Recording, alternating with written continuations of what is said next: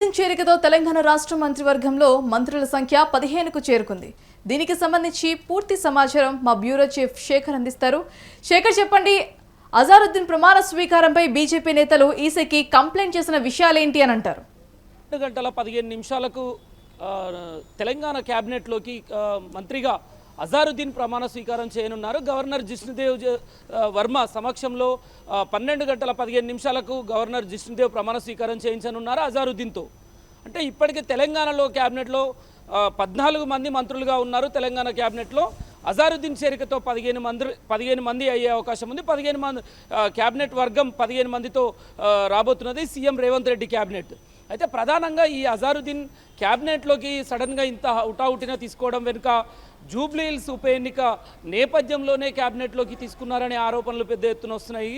అయితే ప్రధానంగా ఈ మైనార్టీల ఓట్లను జూబ్లీహిల్స్లో ఏదైతే మైనార్టీల ఓట్లను క్యాప్చర్ వాళ్ళని ఆకర్షించడానికే అజారుద్దీన్ని హుటాహుటిన క్యాబినెట్లోకి తీసుకున్నారని చెప్పేసి ప్రతిపక్షాలు ఆరోపణ చేస్తున్న నేపథ్యంలో, అంతేకాకుండా బీజేపీ ఏకంగా ఎలక్షన్ కమిషన్ కూడా కంప్లైంట్ చేసిన పరిస్థితి భారతి. అంటే ఇదే విషయం పైన అజారుద్దీన్ని ఈ టైంలో అంటే ఓటర్లను మభ్యపెట్టడానికి, ఓటర్లని ఆకర్షించడానికి ఎలక్షన్ కోడ్ ఉన్న నేపథ్యంలో అజారుద్దీన్ని క్యాబినెట్లోకి ఎలా తీసుకుంటారు అని చెప్పేసి ఈసీకి ఫిర్యాదు చేసిన పరిస్థితి బీజేపీ. మరోవైపు క్యాబినెట్లోకి ఖచ్చితంగా అంటే గతంలో బీజేపీ ప్రభుత్వం కూడా గుజరాత్లో కొన్ని రాష్ట్రాల్లో ఇలాంటి పరిస్థితుల్లో కూడా ఇవన్నీ గుర్తు తెచ్చుకోవాలని చెప్పేసి వాటికి ధీటుగా జవాబు చెప్పే ప్రయత్నం చేస్తుంది తెలంగాణ ప్రభుత్వంలోని మంత్రులు, కాంగ్రెస్ పార్టీ. కానీ అజారుద్దీన్ రాకతో అంటే చాలామంది ఈ క్యాబినెట్ మంత్రివర్గంలోకి తీసుకుంటారని ఆశావాహులు ఉన్న పరిస్థితి.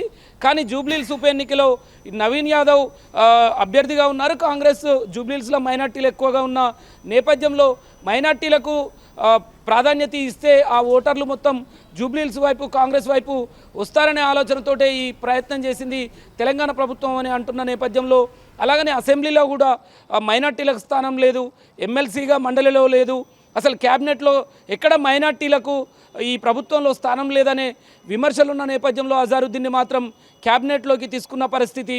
ఈరోజు 12 గంటల 15 నిమిషాలకు రాజ్భవన్లో ప్రమాణ స్వీకారం చేయనున్నారు అజారుద్దీన్.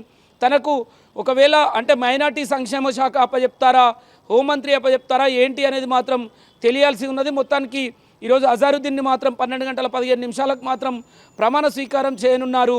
అంటే గతంలో ఈ మంత్రివర్గంలో గత ఒక 3 నెలల క్రితమే ఆల్రెడీ 3 మంత్రుల్ని తీసుకున్నారు. అడ్లూరి లక్ష్మణ్ తీసుకున్నారు, వివేక్ వెంకటస్వామి, వాకిటి శ్రీహరిని తీసుకున్నారు. దాంతో 14 మంది అయ్యారు క్యాబినెట్లో. సీఎం రేవంత్ రెడ్డి క్యాబినెట్లో 14 మంది మంత్రులుగా ఉన్నారు. నేడు అజారుద్దీన్ రాకతో 15 మందికి చేరుకుంటుంది.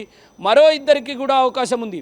అంటే తెలంగాణలో 119 అసెంబ్లీ స్థానాలకు అందులో 15% తీసుకోవచ్చు సభ్యుల్ని క్యాబినెట్లోకి కనుక. అందులో ఇప్పటికీ 17 మంది మంత్రులుగా అవుతున్నారు. 15 మంది మంత్రులుగా క్యాబినెట్లోకి వస్తున్నారు. మరో 2కి కూడా అవకాశం ఉంది. ఆ మరో 2కి జిహెచ్ఎంసీ ఎన్నికల నేపథ్యంలో లేదంటే మరో 2 నెలల్లో క్యాబినెట్ విస్తరణలో మరో 2కి అవకాశం కల్పిస్తాము, పూర్తి స్థాయి క్యాబినెట్ తెలంగాణలో ఉండబోతుంది అంటూ తెలంగాణ ప్రభుత్వం చెప్తున్న పరిస్థితి. కానీ తెలంగాణ మంత్రులుగా క్యాబినెట్లోకి అక్కడ సీనియర్ నాయకులు సుదర్శన్ రెడ్డి కావచ్చు, అలానే రంగారెడ్డి జిల్లాకు చెందిన ఇబ్రహీంపట్నం ఎమ్మెల్యే మల్రెడ్డి రంగారెడ్డి, అలానే మునుగోడుకు సంబంధించిన రాజగోపాల్ రెడ్డి కూడా ఎంతో ఆసక్తిగా అంటే వాళ్ళు ఎదురు చూసిన పరిస్థితి. మంత్రివర్గం మంత్రిని పదవి ఆశించి గతంలో రాజగోపాల్ రెడ్డి నేరుగా అధిష్టానాన్ని, ప్రభుత్వం పైన కూడా విమర్శలు చేశారు.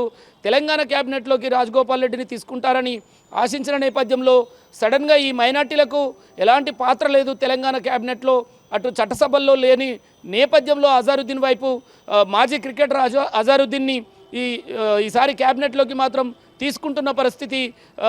నేడు అంటే మరి కాసేపట్లో 12 గంటల 15 నిమిషాలకు ప్రమాణ స్వీకారం చేయనున్నారు Bharati. Right, thanks for the update Shekhar.